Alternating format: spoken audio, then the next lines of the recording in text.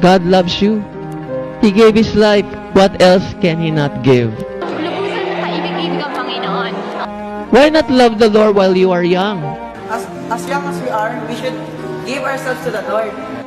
We must redeem the time to love and seek the Lord. I really want to know God and to enjoy Him with the YPs and trainees.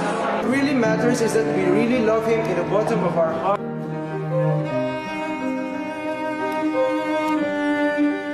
I tell you, when you touch the Lord, you will be so much in love with the Lord. Lord, ano ba yung nakita mo sa amin? Ganun mo kami kalaw. Lord, ganito lang ako, sinner ako, very black. But God loves us.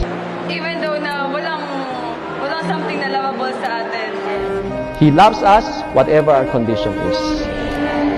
Still find something lovely in me. Lord Jesus, I love you. Amen.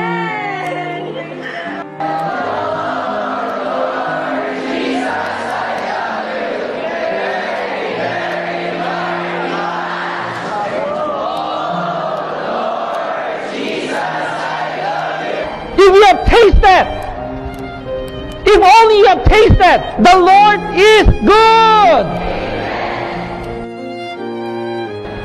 I'm serving full time not because I'm jobless. I'm here because I found something better. Serving the Lord, you must love Him. You will never regret if we follow the Lord.